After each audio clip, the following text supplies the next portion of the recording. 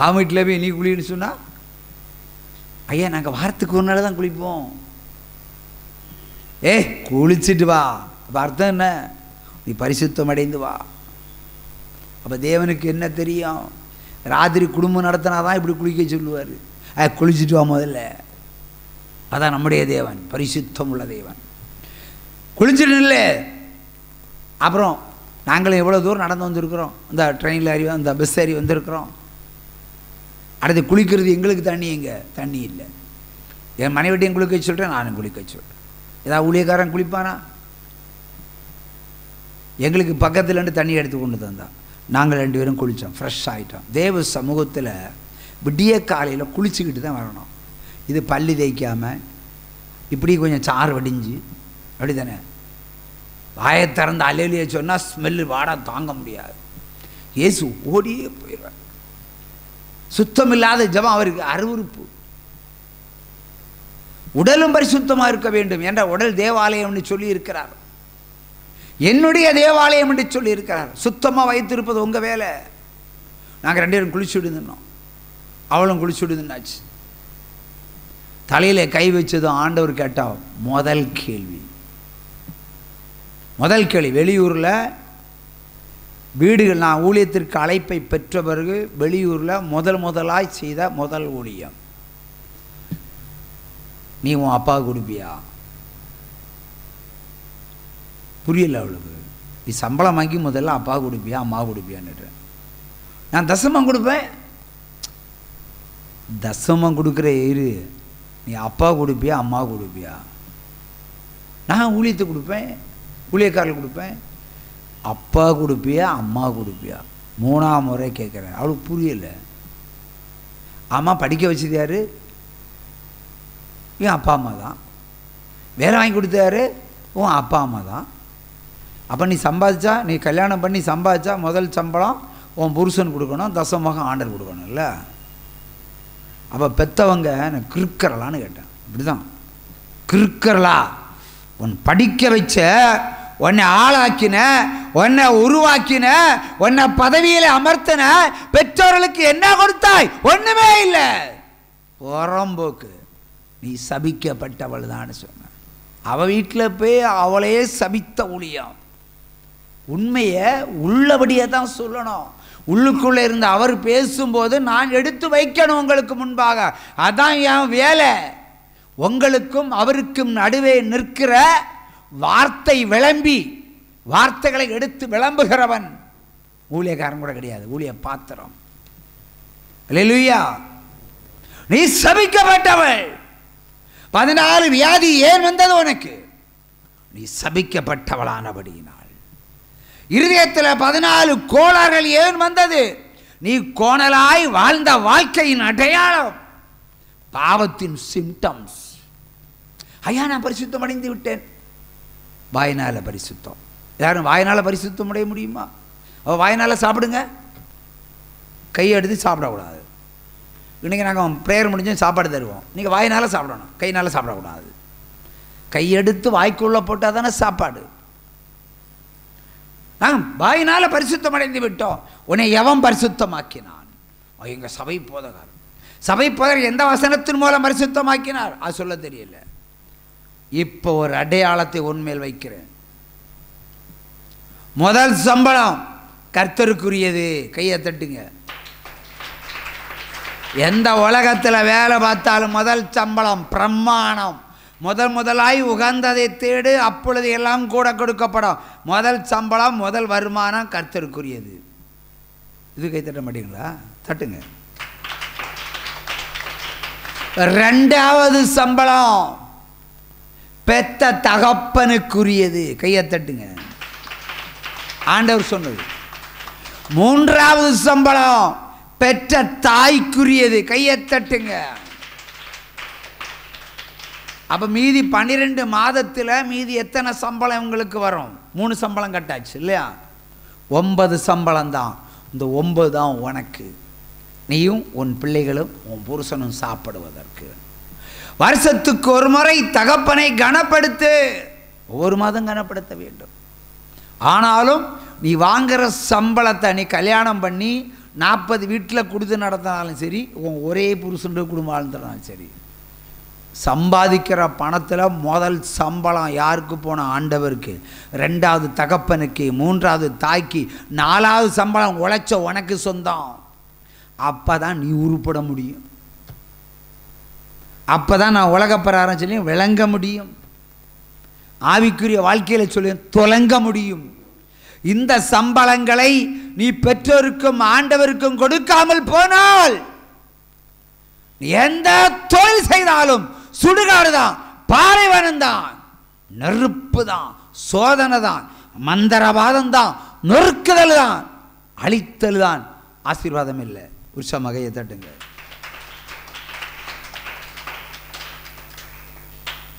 நாங்கள் பைபிளை மூடிட்டோம். பைபிளை ஊழியம் முடிந்து விட்டது. இனி சென்னைக்கு போனோம். எங்களுக்கெல்லாம் ட்ரெயின் ஏற தெரியாது அந்த காலத்தில். எப்படியா அந்த ட்ரெயினில் ஒன்று ஏற்றி விடியா நாங்கள் சென்னை போய் இறங்கட்டோம். ஏன்னா காசு இல்லை, ட்ரெயினில் போகிற காசு தான் உண்டு. அப்போ அப்படியே அந்த கவரில் 1 மாத சம்பளத்தை 1ஆம் தேதி அப்படியே சம்பளத்தை இப்போ எங்களுக்கு தரகு வச்சுருக்கிறான். காசு இல்லை எனக்கு, ட்ரெயின் ஏறதுக்கே கஷ்டப்பட்டு தான் போக முடியும்.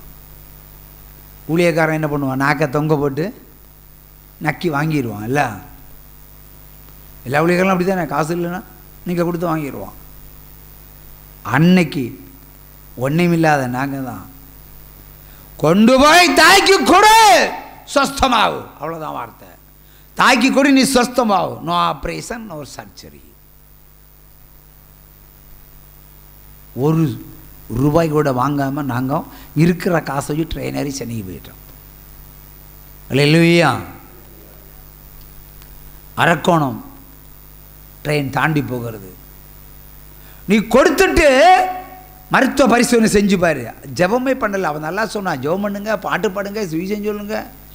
நான் சொன்னது ஆலோசனை. அது கர்த்தரால் வந்த ஆலோசனை.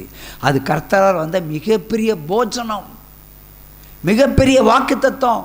உன் அப்பாவுக்கு கொடுத்தா நீ சொஸ்தம், உன் தாய்க்கு கொடுத்தா நீ சொஸ்தம். நான் ஜெபிச்சல்ல, வசனத்தை நீ பின்பற்றினால் உனக்கு சுகவாழ்வு. முடிஞ்சா டெஸ்ட் பண்ணிப்பாரு, எந்த மருத்துவமனைக்கும் போ.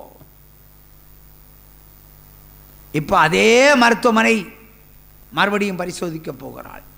பரிசோதனை ரிப்போர்ட்டு சுமார் 12:30 மணிக்கு கிடைக்கிறது. நாங்கள் ட்ரெயின் அரக்கோணம் தாண்டி போகிறது. ஃபோன் வருது, ஐயா எங்கே இருக்கீங்க ஐயா? ட்ரெயினில் போயிட்டு இருக்கிறோம். பரிசோதித்து பார்த்தேன், ஒரு வியாதியும் இல்லை. 14 வியாதியை வைத்து 14 நாட்கள் கூட உயிரோடு இருக்க முடியாதுன்னு சொன்ன டாக்டர் 14 நாட்களுக்கு பிறகு நீ உயிரோடு இருக்க மாட்டாய் என்று நீங்க சொன்னீங்க.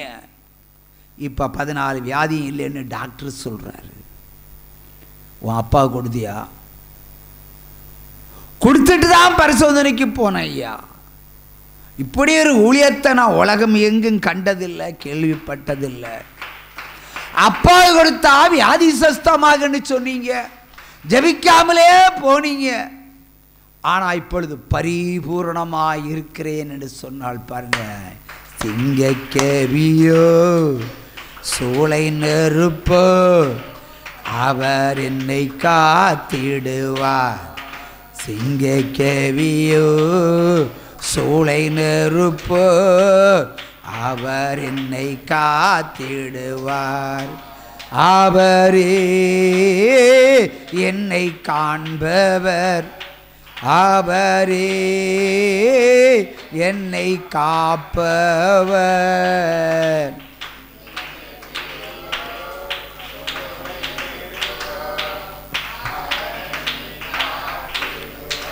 அல்லேலூயா அல்லேலூயா. அவர் நம்மை நடத்திடுவார். அல்லேலூயா அல்லேலூயா. அவர் நம்மை உயர்த்திடுவார். அல்லேலூயா அல்லேலூயா. அதிசயம் செய்திடுவார். என்ன நடந்தது என்று விரிவாய் கேட்கிறேன். அப்பொழுது தாய் சொல்லுகிறார்கள், உங்களுக்கு தந்த அந்த பணத்தை நீங்கள் வாங்காமல் போனபடியினால் உடனே தாய்க்கு குமாரபாளையம் சென்று அந்த தாய்க்கு கொடுத்தேன். கட்டுக்கட்டா பணம் மொத்தமாய் பார்த்ததில் வரி விழுந்த கோடுகள் நிறைந்த அந்த முகத்திலே ஆழமாய் போன கண்களிலிருந்து ஆழமான கண்ணீர் புறப்பட்டு வர கண்டு என்னை கட்டி தழுவி ஒரு முத்தமிட்டாள் என் அம்மா. அதிலே நான் கரைந்து போனேன் என்று சொன்னார்கள். எவ்வளவு சந்தோஷம்! நான் வளர்த்ததுக்கு, நான் ஆளாக்கினதுக்கு, நான் படிக்க வைத்ததுக்கு, ஓலை மடைந்து படிக்க வைத்ததுக்கு ஒரு கிரீடத்தை இன்று நீ எனக்கு கொடுத்திருக்கிறாய் என்று சொல்லாமல் சொன்னால் அந்த தாயினுடைய கண்ணீர். இன்னைக்கு ஒருவன் சம்பாதிக்கிறான்னா பொண்டாட்டியோட முதல் சம்பளம், பொண்டாட்டியோட முதல் சம்பளமே கொடுக்காதீங்க. சம்பளமே பொண்டாட்டியே கொடுக்காதீங்க. முதல்ல ஆணுக்கும் பொண்ணுக்கும் பொதுவாக சொல்கிறது, உன் அம்மா உனக்கு பகையாளியாக இருக்கலாம், உன் அப்பா குடிகாரனாக இருக்கலாம், யூ டோன்ட் வரி, கொடுப்பதான் ஓம் வேலை. கொடுத்து பாரு, உன்னை உயர்த்துவது கர்த்தர் நிச்சயம். உற்சாம கையை தட்டுங்க. அல்லேலூயா. அந்த தாய் இவ்வளோ பணத்தை பார்க்கும்போது எவ்வளோ பரவசம் ஏற்படும். அப்படி பரவசம் ஏற்படும் பொழுது அந்த தாய் தூக்கம் இல்லாத வேளைகளில் எல்லாம் என் மகனுடைய என் மகளுடைய நல்வாழ்க்கைக்காக தேவனாய கர்த்தரிடத்தில் முறையிட்டு ஜெபிப்பா பாருங்க. இந்த ஜெபத்திற்கு ஈடு இணையாய் எந்த ஊழியக்காரருடைய ஜெபம் இல்லவே இல்லை. உற்சாகமாக தட்டுங்க. அல்லேலூயா. ஒரு தாயினுடைய ஜெபம், ஒரு தகப்பனுடைய ஜெபம், அதான் உயிருள்ள ஜெபம். காசை கொடுங்க, சம்பாதிச்சு கொடுங்க. நீ சம்பாதிக்கிறதுக்கு தானையா உங்களை எல்லாம் படிக்க வச்சு உருவாக்குனாங்க. எத்தனை மருத்துவமனையை தூக்கி தூக்கி ஓடி இருப்பாங்க. எத்தனை இரவு நீங்கள் தூங்க வேண்டும் என்பதற்காக தூங்காமல் இருந்தவர்களை நீங்கள் இன்று தூங்காமல் இருக்க பண்ணுகிறீர்கள். வறுமையிலும் பஞ்சத்திலும் தரித்திரத்திலும் உபத்திரத்திலும் கலக்கத்திலும் கண்ணீரிலும் காசுக்காக ஏங்கி நிற்கிற இருதயம். உங்களுக்கு ஹைடெக் மருத்துவமனை, அவர்களுக்கு அரசு மருத்துவமனை. நீங்கள் அரசாங்க மருத்துவமனை போங்க, அவங்களெல்லாம் ஹைடெக் மருத்துவமனை கூட்டிகிட்டு போங்க. பெற்றோர்களை அழகுபடுத்தினால்தான் தேவன் உங்களை அழகுபடுத்துவார். இல்லை என்றால் மிதிச்சு மிதிச்சு மிதிச்சு பூமிக்கு அடியில் ஆழத்தில் போகும் வரைக்கும் சோதனை என்ற அம்பை உங்களுக்குள்ள செலுத்தி கொல்லாமல் கொல்லுவார். சிற்றை சிற்றை சிற்றை அதான் வந்து கொண்டு இருக்கும். இல்லையே, ஒரு சம கையை தட்டுங்க. அல்லேலூயா. இதான் பிரமாணம், இதான் பைபிள். நீங்கள் மந்திராத்து போனாலும் குணமாகாது, நீ மருத்துவமனை போனாலும் குணமாக்க மாட்டார் ஆண்டவர். நீ அவருடைய உபவாசத்தில் அலைஞ்சாலும் சரி, வேத வசனத்தை கேட்பதற்கு அலைந்து திரிந்தாலும் சரி, அலப்பு வாயர்களை போல் இருப்பீர்களே தவிர பிரமாணத்தை உட்கொள்ளாதவனுக்கு தேவனுடைய ஆசீர்வாதம் இல்லை. ஒரு தாய் கண்ணீர் விட்டால் உங்கள் வாழ்க்கையில் பாலைவனம் தோன்றும்.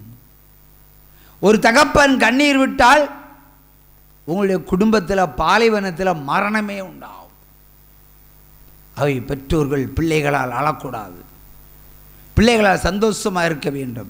சந்தோஷமாக இருந்தால் மட்டுமே உங்களுக்கு ஒரு சுகவாழ்வு உண்டு. இல்லை என்றால் சீக்கிரமாக நான் சொல்லாத காரியம் சாவுதான் வரும். உற்சாகமாக கையை தட்டலாம். அல்லேலூயா. அவை பிரமாணம் என்பது இப்படித்தான். அப்படியே கட்டளை. இன்றைக்கு அநேகருடைய ஸ்தாபனங்கள், அநேகருடைய தொழிற்சாலைகள் முடங்குவதற்கு காரணம் என்ன? சம்பவம் இதுதான். அடுத்து அந்தி கிறிஸ்து, அதாவது பொல்லாத ஊழியக்காரனுக்கு வேலை செய்கிறவர்கள் இப்படி பண்ணுவார்கள். எப்படி பண்ணுவார்கள்? ஒரு பொருத்தனை பண்ணுவார்கள். நான் வெளிநாட்டுக்கு போனா முதல் சம்பளம் ஆண்டவருக்கு தான், நீங்கள் ஜெபம் பண்ணுங்க பாஸ்டர். உடனே பாஸ்டர்மார் என்ன செய்வாங்க? வெளிநாட்டுக்கு போனால் எப்படியும் 1.5 லட்ச ரூபா சம்பளம் வாங்கிடுவான். அப்போ 1.5 லட்ச ரூபா முதல் பழம் எனக்கு தான் கிடைக்கும்னு இல்லட்டு விழுந்து விழுந்து விழுந்து ஜெபம் பண்ணுவான். வெளிநாட்டு போகும் வரைக்கும், சிஸ்டர் எப்போ போகிறீங்க எப்போ போகிறீங்க, நீ சீக்கிரமாக போய் சீக்கிரமாக வேலை செய்து முதல் மாத சம்பளத்தை எனக்கு தான்னு. அர்த்தம். கேட்டு வாங்குற பிச்சைக்காரர்கள், உள்நோக்கமுடைய ஊழியக்காரர்கள். அப்படி அந்த ஸ்திரீ சொல்வதும் தப்பு, இவன் கேட்பதும் தப்பு. என்ன சொல்லப்படுகிறது? வேதம் என்ன சொல்லப்படுகிறது? முதல் பலன் கர்த்தருக்குரியது. அதை தருவேன்னு சொல்லுவதே பாவம். தருவேன்னு சொல்லுவதே பாவம். வேதத்தினுடைய உடன்படிக்கை என்ன? மோசே இடத்தில் எழுதப்பட்ட உடன்படிக்கை முதல் பலன் கர்த்தருக்குரியது. ஆணாயிலும் பெண்ணாயிலும் கர்ப்பம் திறந்து பிறக்கிற எல்லாமே உன்னுடைய சம்பளமானாலும் முதல் காசு என்னுடையது. அதில் நீ புசிக்கவும் கூடாது, சாப்பிடவும் கூடாது. ஆனால் அதை சொல்லுவோம், பொருத்தனை தருவதற்கு